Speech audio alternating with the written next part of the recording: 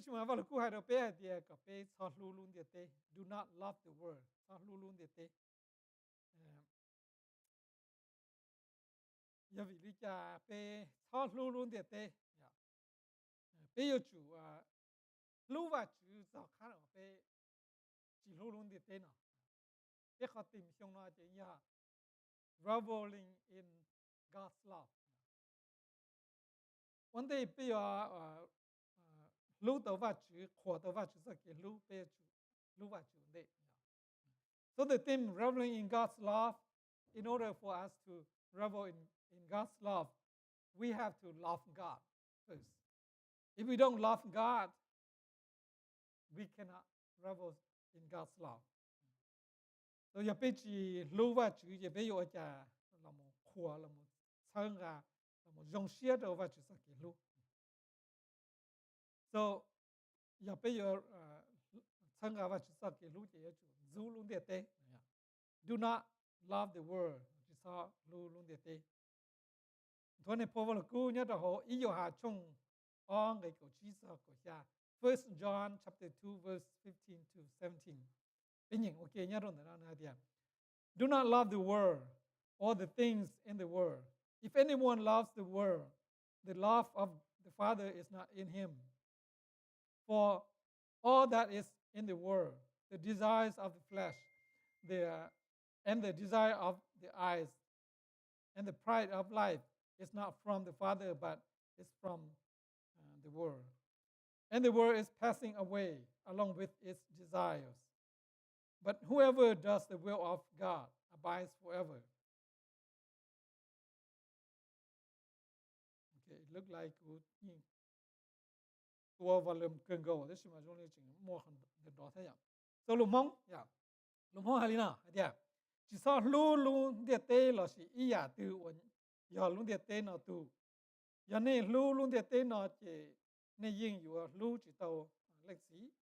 So tu 我要在这所以我要在这里，只还对我能路线车，对我能路好摸跑，也啥到也所以好路的对呢，我能走些很走，对呢不能要在这里是，因只摸一呀我要浪的历史老给里，路的对贴所以好的对。我能chờ ta tỏ yo đồ mù, để sĩ tụ我chờ li và chữ lúc xe nhẹ, yo nhỏ một ít xí li, để cũng xe ok, để thọ và chữ nhẹ. Và chữ pe wa cả chờ pe là chờ cả lúc xe nó, và cả tuần chụp linh ra pe khi pe lúc xe luôn chữ cái sao lu, hay nhau yo tụ keng lúc hắn yo, cái sao lu cái sao lu ra pe cái ta kia nó, nhưng pe sẽ đã, pe lúc xe đi chợ tụ cao tụ cho, để thọ được chữ Giêsu cao luôn be, Amen. So John, this person who writes 1 John, is also the person who writes the Gospel of John. To John or show Paul ý Johann nó nè, ý Johann nó nè, cúi to Johann or show Paul Johann thế.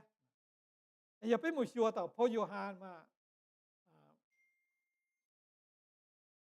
somehow it keep giving notification.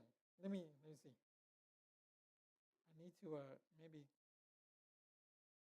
turn off. Okay. Hopefully it doesn't come up anymore. Okay. Tu Johann nó nãy giờ, giờ tu Johann show nhau trâu, tỏ Johann trong bên cái của trâu, mà Johann trong bên cái của trâu mà thế.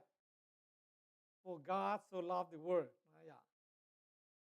Thì giờ bên mới hiểu nó chỉ, tôi trả nhớ đồ tỏ Johann trong bên cái của trâu mà thế. God so loved the world. Nhớ đồ cái nói chỉ thế. Do not love the world. Có bên sau luôn luôn để thế nào thế. It looked like John is contradicting himself, right? He talked about God loved the world, and then he told the believer not to love the world. If we just look at, we will think that if God loved the world, then we can love the world, right?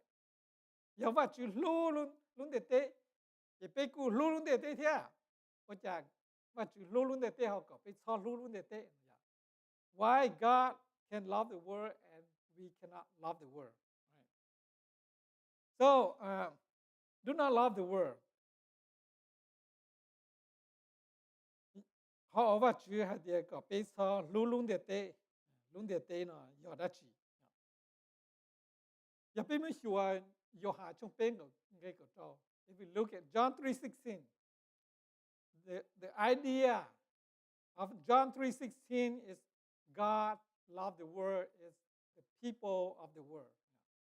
Luôn chia lu, họ meaning nhá rồi giờ hà trong bên cái chỗ mà thì và chữ lu nền, lu mong chỉ như hạt thì mình thì và chữ lu nền để thế à. Lu mi cả mà thì God so loved the world. So họ thì God loved the world thì xài đó xài li lu mong xài lợ đó mà lu mong chỉ show li mình show tới sự lu mong mất xài kia thì và chữ lu nền để thế lợ thì mà mình lợ chỉ translate li or lumika thia lu Greek translate và chữ lu luôn để thế tới mà mất xài kia thì luôn để thế là chỉ nền để thế giờ trong bên này của trâu trẻ thì luôn để thế là chỉ nền để thế. John 3:16, the world is the people of the world. And first John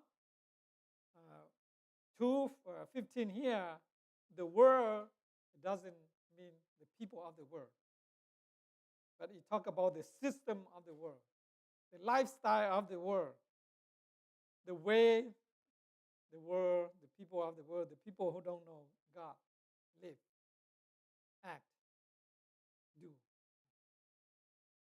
So yo ha chung on cái câu chí mà the world luôn để tế mà nó chỉ hay sao thì tin hưng để tế thì mà hay sao ya or tin hưng để tế or sao cái trái or tin hưng để tế cho luôn này or tin hưng để tế or neng còn đời yo có sao luôn thế nào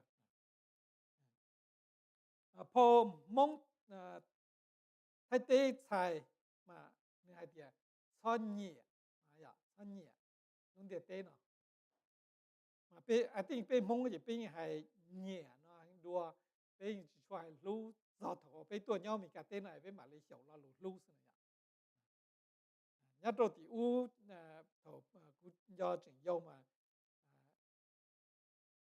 dù gì chỉ trong một hai ít tuổi thì lúc nhưng mà thằng long câu cháu là lần đầu một thằng long câu là cũng nhẹ co là thế này mong gì chỉ hai lưu đây mà tôi sợ thì nó mà đi hiểu hai lưu bây giờ cô họ hiểu được lo là thế là cũng mua thế. We learn from other culture, but Hmong usually don't say I love you. Hmong usually just I like that girl. I like to marry that girl. I like to marry that boy. Cũng nhẹ tôi xài thêm hành, cũng nhẹ tôi này hành, chỉ nhẹ chỉ vua xí là xí này à, chúng mà có tiền lú này nhẹ là mà vua là mà lấy lú à giờ, Hmong có idea gì, cái nhẹ chỉ có mà mình vua là chỉ mà lấy ô lún này xí lú xí, chúng mà có tiền lú tụi đấy liền, bên nhà mình cả tên mà bên mua, bên xí là lú. Sometimes we overuse the word love. I love pizza, right? Cũng mà lú pizza hành, thế mà chỉ lú pizza thế này giờ, cũng mà nhẹ nọ pizza là thế nào giờ, so và hai lú mica chỉ biết chữ hai, giờ lú mica hai thì cũng mà lú pizza hành, họ là lú nhớ rồi mica, I think it's overused, used for anything you like or you enjoy, so yeah, lú lì thế. So có biết to hay được. There is a difference between John 3:16 loving the world, God loved the world, and 1 John 2:15 here, do not love the world. It's a different meaning. Thế mà họ luôn chia cho vị đi cha Yoha hay có biết chỉ sao luôn để thế. Why we should not love the world? Loving the world divided our hearts. Luôn để thế nó chỉ bên một bên luôn chia nó chạy. ก็ขอไปเดี๋ยวไปรู้ว่าจื่อเลยอ่ะ we say that we love God but if we say that we love God and we also love the world then we divide our heart ก็แต่ก็รู้ลุงเดียเต้ก็รู้ว่าจื่อที่สิก็รู้ลุงเดียเต้หน่อยเถอะก็มองก็รู้เสียใจเลยเป๊ะว่าจะเท่าเลย Can you love your husband and love another man? Right? Can you love your wife and love another woman? You cannot. You cannot divide your heart. Same thing. If you love the world, you cannot love God. If you love God, you cannot love the world. ก็ยิ่งใจจิตโตอย่าเดี๋ยวก็รู้ว่าจื่อเดี๋ยวก็รู้จิตโตลุงเดียเต้เนาะเดี๋ยวก็รู้ลุงเดียเต้เนาะเดี๋ยวก็ยิ่งรู้จิตโตว่าจื่ออย่าไปรู้ลุงเดียเต้เนาะเดี๋ยวไป divide ไปรู้เสียไปมาไปรู้เสีย divide อย่า divide แล้วจะยิ่งจีจงสิ divide แล้วจะยิ่งจีsurvive สิไปอยู่อได้จีว่าอย่า make decision who we are loving or for this matter what we are loving right if we refer to God then it's who we are loving but if we refer to the world then what we are loving ไปให้สาวจื่อเจ็บไปเดี๋ยวไปอย่ารู้เรื่องตื่นเสียสิเสียไปอย่ารู้เรื่องตื่นนี่สิมาอย่าไปให้ตอนรู้เดี๋ยวเต้นน่ะเจ็บไปเสียสิเสียเดี๋ยวไปอย่ารู้ได้จีรู้เดี๋ยวเต้เหรอ so เกรู้เดี๋ยวเต้นน่ะเจ็บอย่าไปมาไปรู้เสียไปเลยใจเลยพอที่อันสิ loving the world crowds out room for God อย่าไปรู้เดี๋ยวเต้นน่ะเจ็บไปล้อนเตาอย่าแล้วเตาไปรู้นั่งไปรู้เสียลุงจื่อน่ะอย่าเจ็บcrowd มาใส่ตัวเตียนเตาทงจงทงชื่อทงก็จะชิมัวรวมตัวว่าจื่อเลย let's imagine that Jesus is your guest tonight but then you go to your room and all your room are junk right clothes food empty soda half eaten pizza piece in your room then how would you receive your guest Jesus into your room อย่าเดี๋ยวยิสุยอย่าก็ไอ้ตัวควานมอนาไอ้ยิสุยเราปืนเขาก็รู้เจ๋ได้ใช่ไหมก็รู้เจ๋ชื่อไอ้เขาเสียเขาเจอเขาอยู่ในห้องเราชื่อตาเขาที่ชิลีก็ชิมัวไอ้ห้องเชิงไอ้ห้องดูลูก็ยิสุก็อย่าก็ตัว guest เลยไอ้ก็รู้ห้องเดชื่อท้องเลยจียิสุเราย้อนจิตเอา loving the world crowds out our room for God for Jesus ก็ขอไปมัวสวยอย่าไปรู้เดี๋ยวเต้นไปมัวเก๋หล่อเจไปมัวเก๋อวชีไปมัวเก๋ even แต่อย่าไปสายเดี๋ยวยิ่งจะจงเก๋โอลาโอลัวเก๋เกิดสู้เกิดจีเก๋คือเนี่ยคือเสียสวยโอ้ยเนี่ยต้องรู้เดี๋ยวเต้นเราล้อสวยตัวไปหัวที่ชิลเลยจะไป crowd ไป the room of our heart จิมัว space ตัวว่าจุเลย知道才的要领的节操คือ it doesn't mean that you should not work you can work you should work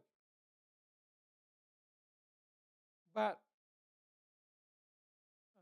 leave room for God it doesn't mean that you should not go to school educate yourself you should go but leave room for God and don't spend too much time that you don't have time for God it doesn't mean that you can't do business you should do but you should also leave room for God 知道才的被几么拉欧罗被几跟到被几我好累这是嘛对这被有主我对那天这莫那么好的是嘛这被我了这主这在真用这时候用里被路西亚要一卡这一考到ว่า主天do not gather everything and we don't have time for God so it's not it's not about enjoying life, but it's about prioritizing our life. Nên chia hai tia giờ lên đó chỉ có bên chỉ sao enjoy bé luôn nè, nhớ đó luôn tia tên nào và chụp bút bé, thế mà giờ này tia bé yêu chủ mua khó từ mua khó chỉnh chỉnh nhớ đó bé luôn nè, sai đâu tia bé những khứ nè, cái chỉ khứ li có mua đa mua giò, work as hard as you can, but also your priority in your life is God. Có khó chỉnh chỉnh nhớ đó có luôn nè, nhớ và chụp. Go to school, educate yourself as high as possible as you can do, as you can go. But prioritize God, number one in your life. Here Jesus ya tu thi ya to ka lun neng, thi ya to ka lun neng. Ka chi ke dau kan da surely ka ka tong da. This ma. Ya jong te Jesus ya chu ya tu thi dia, number ya to ka lun neng. So do not love the world. Cho họ you divide pe lu xia luôn chỉ mua xí hở đó và chỉ mua rồng đó và chỉ là bây giờ khứ nọ khứ hậu và suy giả nhất đó luôn để tên nọ thế mà bây khứ một cái là thế do cho thế Jesus number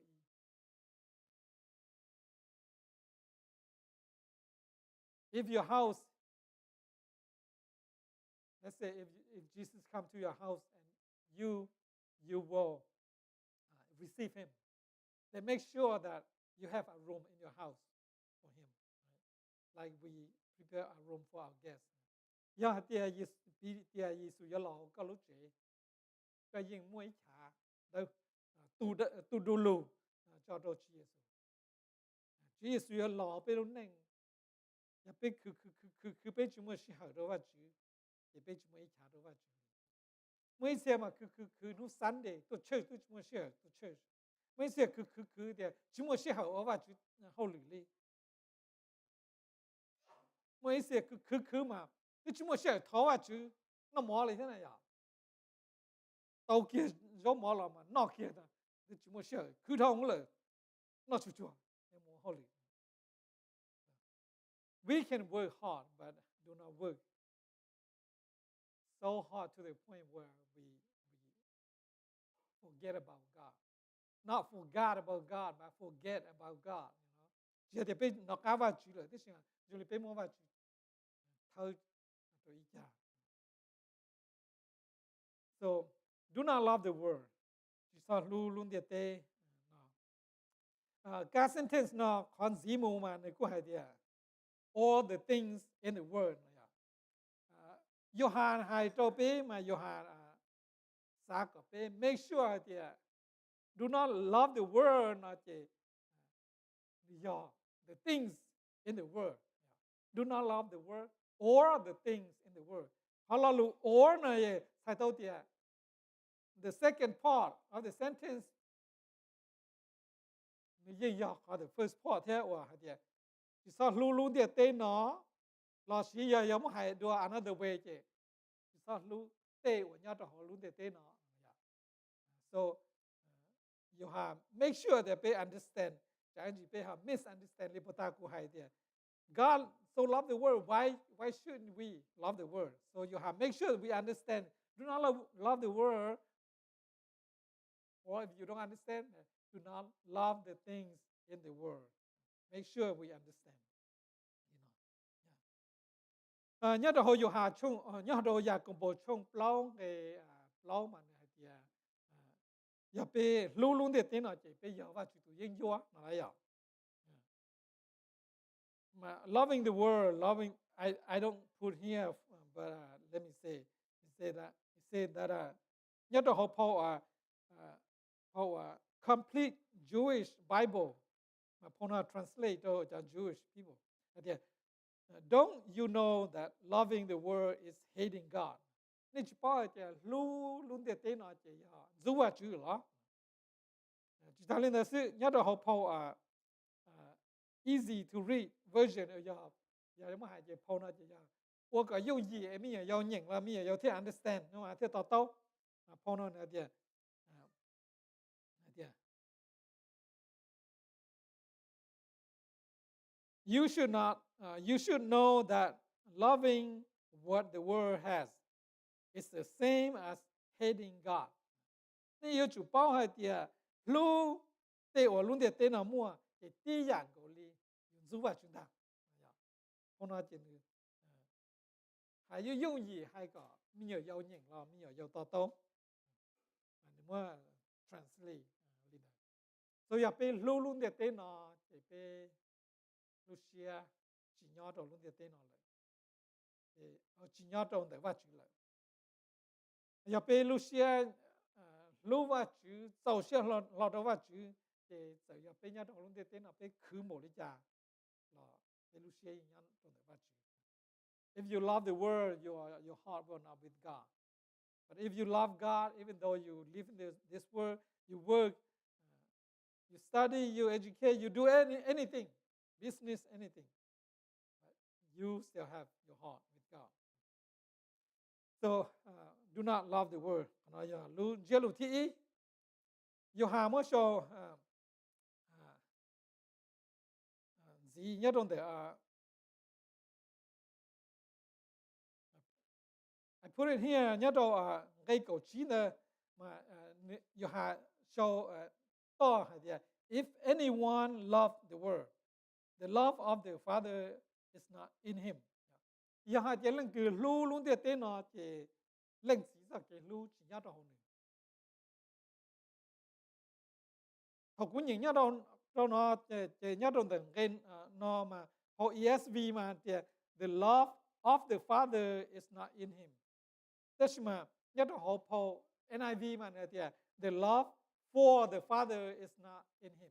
If you have your NIV version, the love for the Father. Học ESV nó the love of the Father. What's the sao của of the Father mà nhập mới hiểu for the Father mà is different. Tức mà nhập mới hiểu mới sao cho trong cái yên giờ the love of the Father in you, then you love the Father, right? Your linh chỉ cho cái lưu nhất trong hậu co, thì coi những lưu linh. So if the love of the Father is in you, then you have the love for the Father. Yeah. And I haven't go check in detail, and I don't know enough Greek for the word of and for, how they translate. But most of the Bible version say of the Father. But NIV say for the Father. And so lý do là bây giờ bao giờ giờ bây mua vào chúng ta cái lúa giờ bây giờ lúa vào chúng ta cả giờ bây chỉ mua vào chúng ta cái lúa giờ bây chỉ lúa vào chúng mà cái it doesn't matter what it say, but the point is that we love God, and if God's love is in us, then we love God. Con dĩ mù ya do not follow after the world. Chỉ sao chỗ luôn để tên nó. Mà nhất trong những cái câu trong mà này hay for all that is in the world, the desires of the flesh and the desire of the eyes and the pride of life is not from the Father, but is from the world. So how NIV mà này the lust of the flesh, the lust of the eye. So nhất trong nó chỉ the desire. So kiến chơi lúc xưa cú lù mà xưa đâu là sự nhẹ hành cho con đó nằm ai vậy không hay là the desire of the flesh. Cái phong mong mà thì tại我能lúc xuyên chơi, tại我能lúc họ mua bỏ thiết sát tàu. The desire of the eye này thì bỏ thiết sát tàu. Thì所以我luôn địa tên nó giàu xia hành cho the pride of life. Giờ bây giờ xưa nhớ trong đó nói nếu mà bây giờ giờ họ hay the composition là combination of the world system, the desire of the flesh là the lust of the flesh, nên lúc xia chờ, thế giờ nó giờ thế giờ và bên chờ cho một chỗ bên lúc chế, bên chờ cho bên lúc chế là giờ physical lust, cái physical lust nó chế nóยิ่ง relate hay sao, kiến câu kiến trâu, adultery, fornication, marriage, unfaithfulness, thế giờ nó giờ thế giờ chờ cho lúc chế the lust of the flesh. Chỉ ta lên đó sự the lust of the flesh nóยิ่งhàng hay sao cái hậu yên hậu chua hậu xa hậu u hậu nọ hậu chơi thế giờ ở đâuอยู่lúc chế nó hậu đi xí thế. You want to satisfy your body. Some people take drugs. Some people have adultery. All those things are for the flesh, for the body. So thế giờ nó chỉ giờ thế giờ lúc địa tế nó chờ lúc địa tế nó mua, giờ lúc địa tế nó mua thì giờ và xử lý. All these not belong to the Father. So John tells us not to follow after the world, because the world like these things. Chúng ta lên đó sự còn gì mùi họ thì the desires of the eyes. Thì giờ ở lúc xia ở lúc họ muốn chờ, là giờ lúc họ muốn sa bỏ nên hu sa sai TV to lo sự nên hu ni nó mà giá thủ mà tin sai TV à, nó mà bé lần mỗi lúc phụng chế bé sai bé lúc phụng tạm lý sư sai YouTube là sai whatever sai whatever your favor, mong hải cứ xem mong hải đan này mong xí trả xí chê là xí tiêu thì nói giờ nhẹ mong bây giờ họ chỉ nhẹ xem mong gì. You look at other things, you watch other things, Facebook or other social media.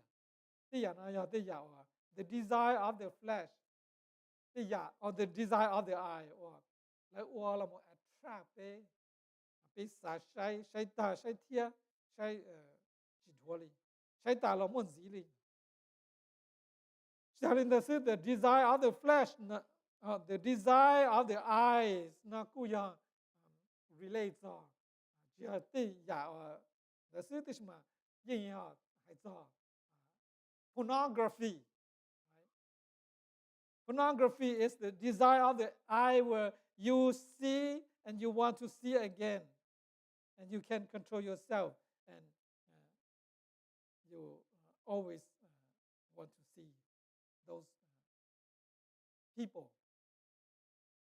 Cái một sai tin hình liếc á, quan hệ xin hình liếc á, cái ổn rồi liếc á, giờ lúc họ mua sai the desire of the eye or lúc họ mua chơi, lúc họ mua xả bỏ, lúc họ mua sai. Nên lúc này nó chỉ dùng gì đó in hình sai đó họ. It's very easy to access. Về lần mỗi lúc phồng, về lúc phồng đấy như là lúc mini computer or we can access.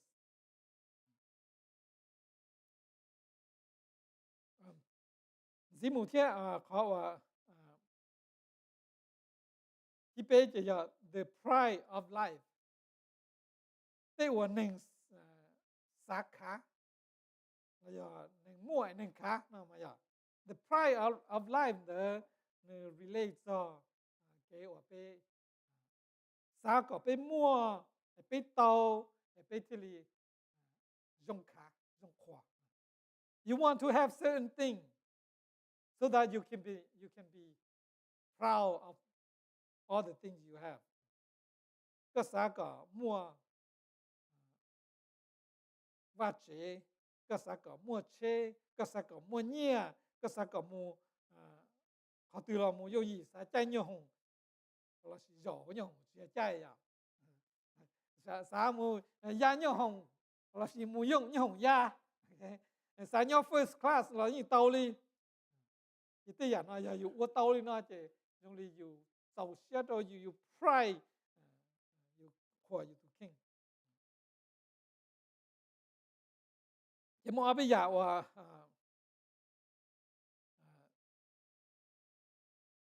nhớ đó họ commentary họ commentary leadership commentary này mà list lên nó này vậy bây giờ nó giờ bây giờ pride of life mà people seek attention cái này chia có giờ cũng muốn nói trong là giờ cũng lớn nu là giờ cũng cái sự cần chế share là giờ cũng qua tàu bây giờ nó chỉ cái này pay attention đâu cũng cái này quan tàu giờ tên đó có lại tàu tension xứ chỉ ta nên là xứ cái này sao có lo hư cái này yêu sao có yêu tàu ý giả là giờ mua ý giả là chỉ sợ ý giả có lo thế hư yêu seeking honor chỉ tao mình hay địa thế à có seeking honor nó giờ có seek thế à nó có yêu chỉ dùng thế mà if people honor you that's okay but if you seeking your purpose is to seek then that is not good seeking recognition ua cả lúa bỏ yêu mà lúa lành bao yêu cả lúa ta hay mình trả sẽ lúa recognize space nào mà ya cái một số họ từ là lúa thì vậy tua lại vậy tua lại nhưng một số họ từ là lúa hú kia dùng ta lúa mới dùng cho là một dòng kia họ chơi và dùng ta so that's recognition you want people to recognize you to see you to respect you and also consumer generally seeking fame sao có cái năng chuyện thì yêu một cái luôn mà nhiều yêu sĩ luôn để tên là mà luôn mà lộc hoa yêu hay luôn blog chứ ya fame nó chỉ sao có đăng nó mà ya sao có đăng là tao mong lưu rồiเขาnó luôn nó lộc hoa yêu đó yêu mua cái năng nhiều yêu cái trong lý nhà họ Facebook là chỉ YouTube mà a lot of people like you subscribe to you your fame mấy xe ya seeking power là tới rồi you sao cả you tao ôn nọ chứ mà you mua mình mỏ you mua phu chi you chứ bê sinh tao mấy xe mua ôn nọ chứ để chia lưu bê sinh thế mà ya seeking power chứ bây giờ jeng bây giờ chủ cá chi ôn nọ chứ na if you know God if you love God and you become a politician you will be more honored but in the politician there is no honor right that's why they call politics right politics then poly that's many tick I mean those ticks that bite you so it's like many bite right so but you know if God call you to be someone serving in government do it but always know that you also serving God and don't seek for power but seek to serve position mình mỏ sao cả mua lúc mình mỏ lúc mớiอยู่who you lúc title who you lúc mình mỏ sư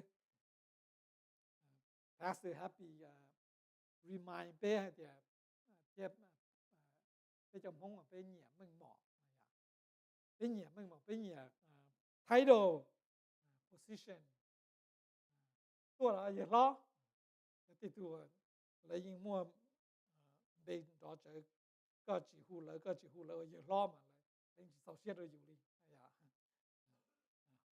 hi boss tên là xưa giờ mới hài luôn cả ya you see them you call them boss if they got a title or the degree doctor if you don't call them doctor it insult them because they want the position to be recognized If they are, if they hold the president, then you have to call them president. If you don't call them president, then you do not respect them. So position. Muốn đâu rồi thì bé mong là bé những who, yeah, our culture, yeah. Its culture is good that we respect, but let other people put you in a position and respect you, and you don't put you in that position, and tell other people to respect you. Cái lùa hử you, cái lùa sai tàu you, cái lùa mỗi you cho họ lúc mình mỏ, thế mà you chỉ cho, theo lúc mình mỏ đấy, giờ lùa chỉ hu you là you chỉ tàu xe chỉ dùng xe thiệp, mỗi cho mà tàu doctor mà các chú doctor, cú giờ doctor na hu cú mẹ, doctor mẹ, yeah. So if you seek just to get a position, then chỉ học vào chủ xe. Thế mà giờ có những tuần chẳng vào chủ là chỉ vào chủ bù có mua lúc bình sự cái这个这个都 doctor 了 yeah, be humble. If people call you doctor, except if people don't call you doctor, that's okay. You still you, you're not any less. Yeah, let's say who you are doctor, thế chỉ who doctor là okay. Tôi khó vào để chuyện thì lúc mình mỏ. Chỉ ta nên thấy sự khó the pride of life nó nên cô giờ hay cho cái cô hay cho thì like I don't know, this word is hard for me to say this, if you always correct me. Luxurious life, right? Luxurious life, right? I say correct? Luxurious. Okay. So, sa ko or you luôn nên nó mà you what chi mà you yok họ. Một nhà một hotel lo, một bữa cho hotel ở kỳ, giá như hồng lo, giá first class, nãy chỉ cho lo, nãy cho hai chỗ là chi, một vacation lo, một chỗ high class vacation xứ, dùng một nó restaurant lo, một nó cho restaurant kỳ xứ, living luxurious life, ở luôn nên, buôn miệng buôn nu, tiền, là xứ. Giờ vào chụp bút cái mua cái ở tàu lên đấy là ở vào chụp cho, chỉ vào chụp bút dùng mua là don't seek it too much to the point where you don't have time for God. Cái chụp mua vào chụp bút cái mua là ở vào chụp cho vào chụp bút cái mua là,他适合了么我个到底呢，有话怎么适合，这话就有怎么适合的话就，然后对呀那要对呀 position 对呀 composition 或论的对那么，或者 the desire of the flesh, the desire of the eye, the pride of life. Ya luôn được tiếng cái này tới chơi, ya lúc không muốn chơi support, sa sai, ya yo sa cả yo mua, mua cái khá tông ra. Thế ya nó ya thế ya yo hà thế, chỉ sao chỗ thế nào cả, do not follow this thing.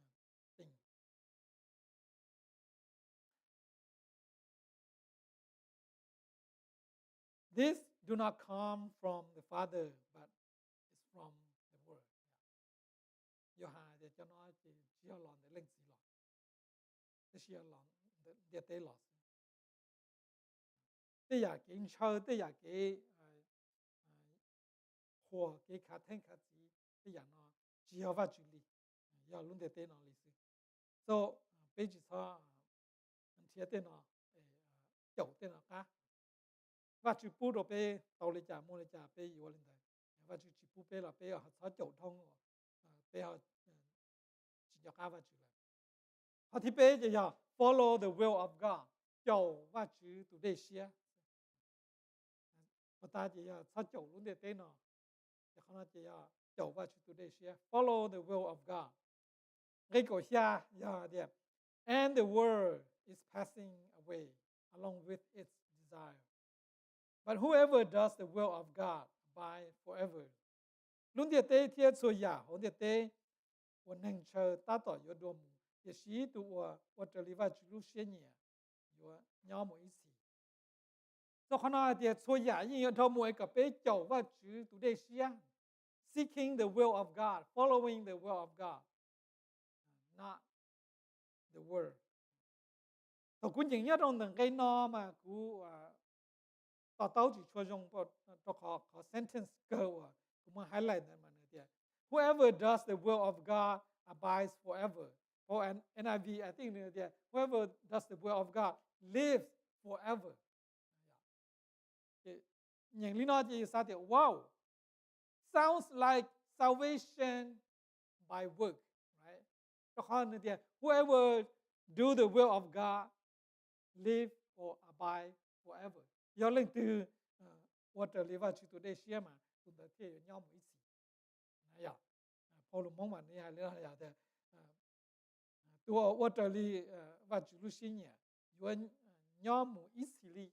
Cái water bị ya bên nhìn nó trên như thế rồi là salvation by work. Bây giờ chủ water li và chủ lu xin nhỉ mà cái thì là nhau một nó, có chủ water chỉ như chỉ nhau cái tua chỉ họ một hạt đủ tao dễ à.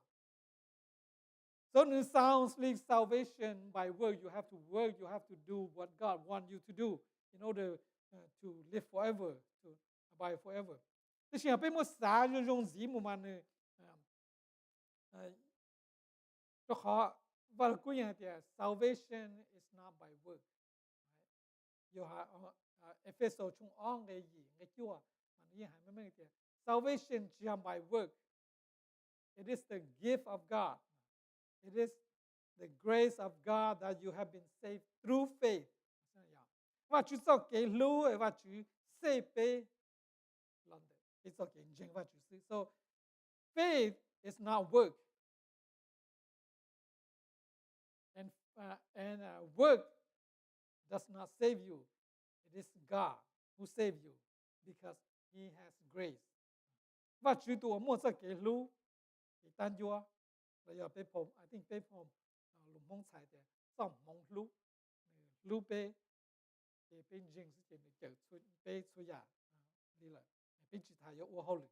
He are doing là she does the will of God nó là chỉ nhưng yo chỉ yo hay thì salvation by work nhưng yo chỉ hay thì bé ô lên lại bé thì yo nhau một ít gì. What it really means is that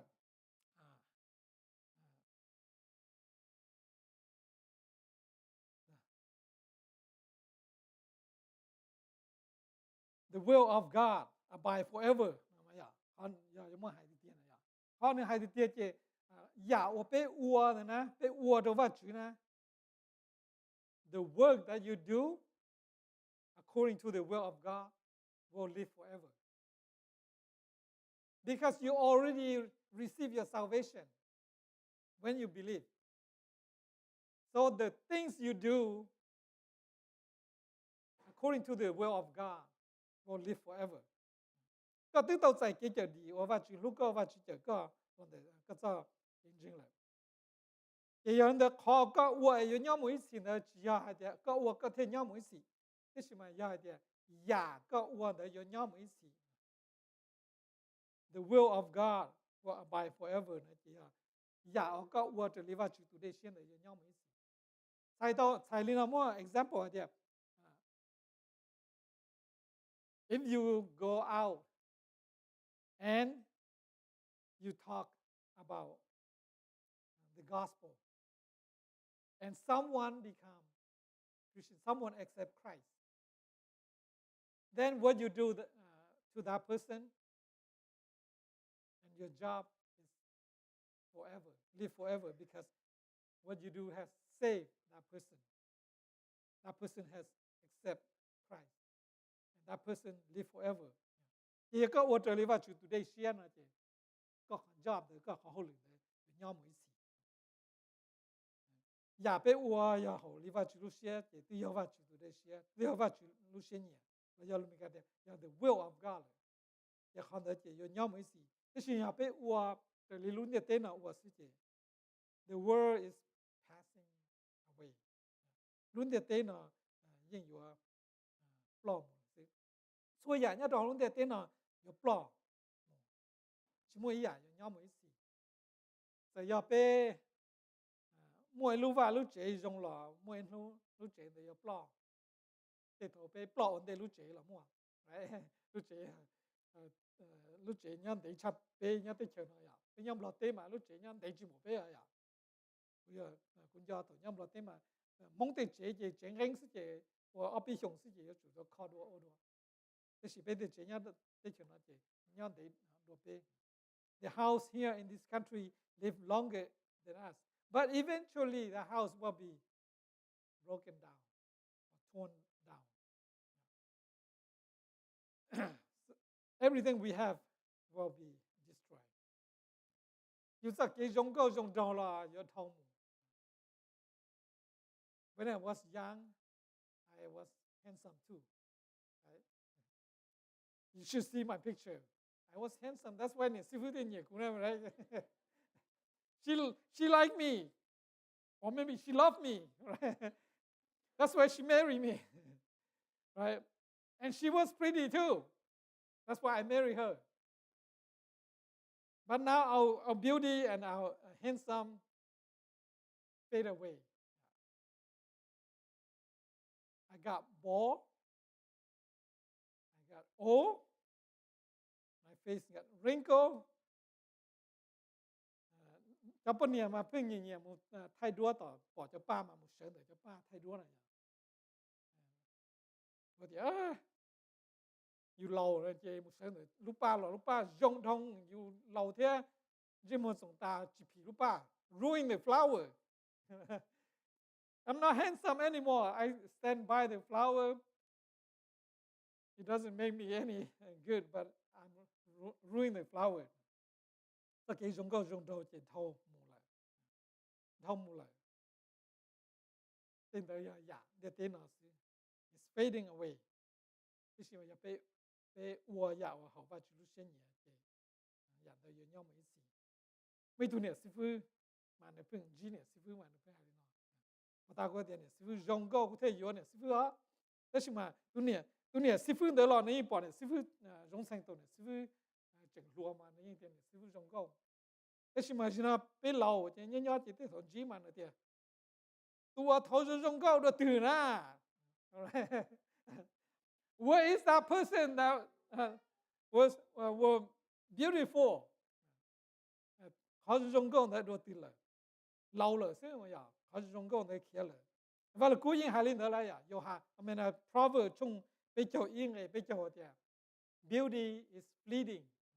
Tất cái dùng câu mà nó sẽ plom. Dùng câu dùng đầu thì sẽ plom mà ya nó không thể tế sư. Thế mà sao có dùng câu dùng đầu mà sao có blank có dùng họ yo lâu là nhưng chỉ sao lâu đi. Một chuỗi cho cream mà cho lòng blank mà còn chỉ một sót dùng. Yeah, right? We don't want to get old, but it will get old eventually. I even feel like I get shorter as I get older. I used to be able, even though I'm not that tall, I used to be able to spike, play volleyball and spike. But now I can't spike anymore. Now to see to play volleyball. I can't spike anymore. I can't even jump. So I feel like I'm getting shorter. My tallness is bleeding away too. Có họ cái xia rồi lại lo rồi dùng lại nhé. Chỉ mà vào cuối thì giờ bé uất trở lại vào chủ lưu sinh nhỉ, bé uất giả trở lại vào chủ lưu sinh nhỉ, bé uất giả trở lại vào chủ đề xia chứ, bé để hậu lên tới nhau mấy gì. Doing the will of God will abide, live forever. So her question is what are we doing? What are you doing? Are you doing what is going to live forever? Or are you doing that will fade away or being destroyed away? Yeah. So, do not love the world. Chỉ sao luôn để tê là giờ tê không, nhớ đó luôn để tê nó, tê giả nhớ đó luôn để tê nó.